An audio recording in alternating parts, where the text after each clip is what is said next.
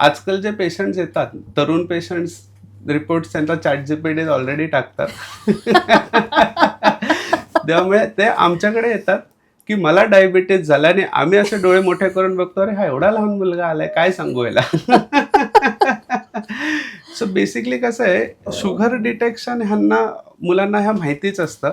हं, त्यांनी रिचेक सुद्धा केलेले असतात. कुठल्या दुसऱ्या लॅबमधनंही करून घेतात. हं, so they are very smart आणि सगळा अभ्यास झाल्यावरच ते आलेले असतात. हं. ह्यांना लाईफस्टाईल रॉंग आहे त्यांची, हे कन्व्हिन्स करणं जास्त डिफिकल्ट जातं. हो. टू सम एक्सटेंट ना ते एखाद पिल खायलाही तसे रेडी असतात. हं, कारण की ॲज आय टोल्ड यू ना, की त्यांनी ऑलरेडी अभ्यास केलेला असतो. त्यानं वाचून आलेलं असतं. गाईडलाईनप्रमाणे कसं आहे, HbA1c 9च्या वरती इन्शुलिन द्या. हं. हे ऑलरेडी 10 HbA1c घेऊन आलेत. ह्यांना आम्ही जरी म्हटलं ना, आपण गोव्यांवर ट्राय करूया, तरी ते खुश होतात. त्यांना माहिती आहे, सर इन्शुलिन तर नाही देत आहेत. पण हं. त्यांना सांगते काय म्हणणार, मी ब्रेकफास्ट करत नाही. मग मी डायरेक्ट लंच आमचं ऑफिसमध्ये ना आम्ही करतोय. डिनरच्या वेळेपर्यंत मला भूक नसते, कारण की संध्याकाळी आम्ही काहीतरी खातोय. तर हे सगळे पॅटर्न्स त्यांचे चुकतायत. हे सांगणं खूप कठीण होतं. अर्ध्या तरुणांचा प्रॉब्लेम ब्रेकफास्ट न करण्याचा एवढा हास्यास्पद आहे. हं. हे टाईमवर उठत नाही म्हणून यांच्याकडे टाईम नसतो. ब्रेकफास्टचा वेळ झोपेत गेलेला असतो. त्यामुळे हो. आता निघायचं असतं हां. ऑफिसला. तसं त्यांचं आहे. म्हणजे मी आधी विचार करतो, काय बाबा इंटरमिटंट फास्टिंग करतोय की काय करतोय? नाही सर, लेट होतं सकाळी जरा. मग आणि हं. भूक नसते तेवढी, रात्री उशिरा जेवलेलं असतं. त्यांना हे सगळं चुकतंय आणि हे चुकतंय हे त्यांना कळत असतं. पण हे करेक्ट होऊ शकतं ना, ही मान्यता नसते. हं. आता जसं मी तुम्हाला सुरुवातीला म्हटलं, की फायनान्सच्या क्लोजरच्या वेळेला ही मुलं ह्याच्यातच राहतात. तर मी त्यांना तेच बोललो, की तुम्ही 4 दिवस ऑफिसमध्ये राहता. 26 दिवस तुम्ही काय करता? परीक्षेच्या वेळेला चला आपण समजू शकतो, की आपली मुलं पण आपलं पण कधी-कधी वरखाली कधी काही आपल्याला पण कामं असतात. एखाद दिवस खूप हेवी होतो. पण तो 1 दिवस हेवी आहे किंवा 2 दिवस हेवी आहे म्हणून तीच लाईफस्टाईल मला पूर्ण 30 दिवस पाळायची आहे का? आज माझ्याकडे वेळ आहे ना, 8 वाजता मी जेवू शकतो. मी जेवून घ्यायचं. मी उगाच टाईमपास करत मला 10लाच भूक लागते म्हणून मी 10ला जेवणार असं नाही चालत. बरोबर. सो ह्यांना ते कसं होऊन जातं, काही मुलं जॉबमध्ये जे भले ते सॅटिस्फाईड नाही आहेत, पण ह्यांच्या हं. हाताला ज्या पेमेंट्स लागतायत ना, बरोबर. सो थोडंसं ना फ्लेक्सिबिलिटी कमी राहते. हं. तर त्यांच्यात ती फ्लेक्सिबिलिटी आणणं, हे आमच्यासाठी थोडं कठीण जातं, की त्यांना एक्सेप्ट करून देणं, की हां ठीक आहे, you are something, but you have to do this also. तर ते जेव्हा त्यांना समजतं ना, मी एक बघितलं, जेवढे पेशंट्स रिजिड आहेत ना, त्यांना एकदा ब्रेकडाऊन केलं ना, तर दे आर द वन जे सगळ्यात बेस्ट रिझल्ट्स परत आणून देतात. कारण की त्यांच्यात ऑलरेडी तो रिजिडिटी आणि ऑथॉरिटिव्हनेस असतो ना, सो त्याला फक्त अलाइन केलं ना व्यवस्थित, की ते ऐकून घेतात, की हां ठीक आहे, मग मी हे असं करून बघतो. And they come with the good results. Best एक पार्ट काय आहे, बेस्ट नाहीच आहे ॲक्चुअली, म्हणजे कसं यंग पेशंट्समध्ये असे रिपोर्ट नाहीच आले पाहिजेत. हं. पण जर कोणाचे येतायत ना, तर ह्यांना ना व्यवस्थित समजावून त्यांना आपण व्यवस्थितरित्या त्यांच्या सगळ्या प्रश्नाची उत्तरं दिली आणि त्यांना क ते तेवढ्या लेव्हलला सॅटिस्फाय झाले फॉर ऑल द आन्सर्स, की ते चेंजेस करतात. बरोबर. आणि त्याच्या हिशोबे ते रिझल्ट्स अगदी 100% प्रत्येकजण नाही आणू शकत, पण एक 50-60% ॲव्हरेज रिझल्ट ओव्हरऑल ह्या पेशंट्समध्ये दिसतात. एस्पेशली ह्याच्यात पण एक आहे, यंग मॅरिड, यंग अनमॅरिड. जे यंग मॅरिड आहेत ना, त्यांना कसं होऊन जातं, एक सपोर्ट असतो. तिथे त्यांना थोडंसं अजून बेटर रिझल्ट आणि लाँग टर्म फॉलोअप्स आहेत. हं, हं. स्पेशली जे अनमॅरिड आहेत किंवा बॅचलर्स आहेत, फॅमिली दिल्लीला आहे किंवा बंगलोरला आहे, इथे जॉबला आहेत. हं. त्यांना काय होऊन जातंय ना, त्यांना ते सेट करता तेवढं येत बरोबर. नाहीये. हं, हं. तिथे ते थोडे अडकतायत. सो तो पण एक प्रश्न मी बघितलाय, म्हणजे हा NCDsमध्ये, नॉन कम्युनिकेबल डिसीजमध्ये, हं. की ना तुम्हाला एक सपोर्ट सिस्टम लागतो. तुम्ही एकटे नाही त्याला फाईट करू शकत. बरोबर. हं. तो एक आहे. म्हणजे घरी पण थोडंसं कोणी हां, असेल तर कोण एक तो मला असेल, कसं काळजी होतं ना, घेणारा म्हणजे. पॅरेंट्सना त्यांचे पॅरेंट्स काहींचे खूप छान आहेत, एज्युकेटेड, लिटरेट आहेत.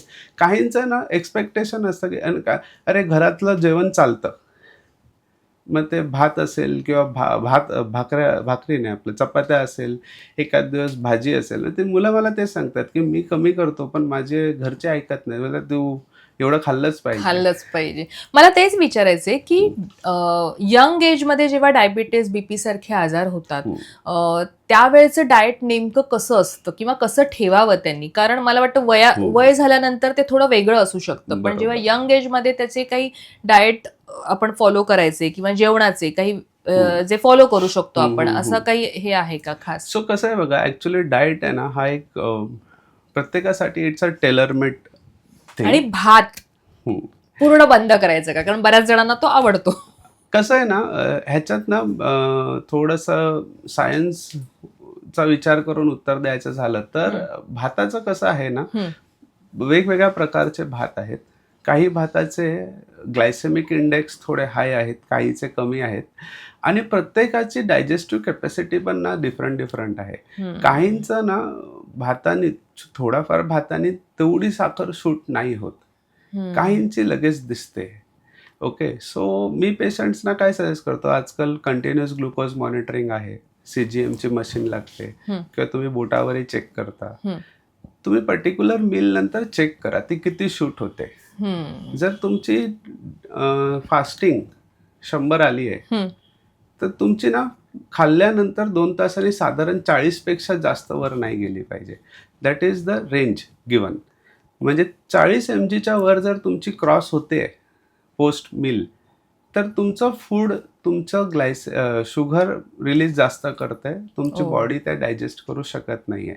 सो 40 mgचा डिफरन्स किंवा तुमचं 150 आहे फास्टिंग तर 190च्या वरती साधारण तुमचं हे नाही पाहिजे. गाईडलाईन्स तर 30 म्हणतात, पण थोडं रिलॅक्स ठेवलं तर 40. तर ग्लायसेमिक इंडेक्स आहे ना प्रत्येकासाठी वेगवेगळं आहे. काहींना, मी असं माझ्याकडे आहेत असे पेशंट जे राईस इटर्स पण आहेत आणि त्यांची शुगर त्या प्रमाणात शूट होत नाहीये. दुसरी गोष्ट ना, मीलमध्ये इनफ क्वांटिटी ऑफ प्रोटीन आणि फायबर असेल तर तुमची साखर पटकन पोटातली रिलीज होत नाही. सो काकडी, गाजर, बीट, टमाटे हे थोडंसं ना, बीट आणि गाजर कमी प्रमाणात. काही पेशंट जास्त बीटाने साखर वाढते, म्हणतात हो वाढतं, पण तू पेढा खातो, बर्फी खातोयस, त्याचं काय? कुणी हातावर दिली मिठाईचा तुकडा पटकन खातो आणि अजून आहे का म्हणून पण विचारतो, पण आवडलं. त्याच्या समोर तर बीटाला का बदनाम करताय? बरोबर. तर त्याच्या अनुषंगाने कसं आहे की फायबर जेव्हा तुमच्या पोटात आधी जातं ना, त्याच्यावरती जेव्हा हे कार्बोहायड्रेट जाईल, भात चपाती वगैरे, तर त्याची ना शुगर रिलीज जी होते ना ती ब्लड मध्ये थोडी स्लो डाऊन असते. सो कधीही काकडी, गाजर, बीट, टमाटे आधी खाऊन घ्यायचं, त्याच्यानंतर तुम्ही तुमचं मेन मील सुरू करा. आणि मेन मीलमध्ये ॲटलिस्ट 50%, 30 to 40% प्लेटमध्ये प्रोटीन पाहिजे. जर तुम्हाला प्रोटीन ॲज सच टाकता येत नाही ना, तर हल्ली बरेचसे प्लांट प्रोटीन्स वगैरे अवेलेबल असतात. ते तुम्ही पिठाच्या तुमच्या चपातीच्या पिठात किंवा भाकरीच्या पिठात तुम्ही टाकून द्या, घरात सगळ्यांनाच मिळून जातं. जे नॉनव्हेज इंटेकमध्ये आहेत ते माशाचा आहार ठेवू शकतात, तळलेले नाही, सारातले वगैरे. एग व्हाईट ऑमलेट्स वगैरे घेऊ शकतात, बॉइल्ड एग व्हाईट्स घेऊ शकतात. आणि अगदीच तुम्हाला काहीच जमत नसेल तर प्रोटीन पावडर्स किंवा प्रोटीन बार किंवा ह्याच्या आता होममेड रेसिपीज पण फार सोप्या आहेत. तरुण मुलांना ऍक्च्युली कसं होतं, आम्हाला त्यांना ते नाही भेटत टाइम तेवढं हे बनवायला. ड्रायफ्रूट पावडर, चणे, मखाना सगळं टाकून एक ग्राइंड करून तुम्ही पावडर करून ठेवले, दुधात टाकून घेताय तरी चालेल. सो 30% प्रोटीन, 20-25%हून अधिक फायबर आणि कॉम्प्लेक्स कार्बोहायड्रेट हे जर तुमच्या डाएटमध्ये जात असेल, भाकरी, पालेभाजी, एक कडधान्याची भाजी, 1 वाटी दही, 1 वाटी डाळ, एकदम व्यवस्थित. असंच दुपारी, असंच रात्री दही वगैरे थोडा अवॉइड करायचा. आणि सकाळच्या नाश्त्यामध्ये तुम्ही चिला सगळे चालतात, बेसन, मूग डाळ, ओट्स आहे, रवा इडली, रवा डोसा इन्स्टंट बनतात पटापट, पीठ रेडीवाला नाही घरामध्ये. त्याच्यासोबत हे मूग आपलं पल्सेस चाट बनवू शकतात तुम्ही, एग व्हाईट ऑमलेट्स घेऊ शकता.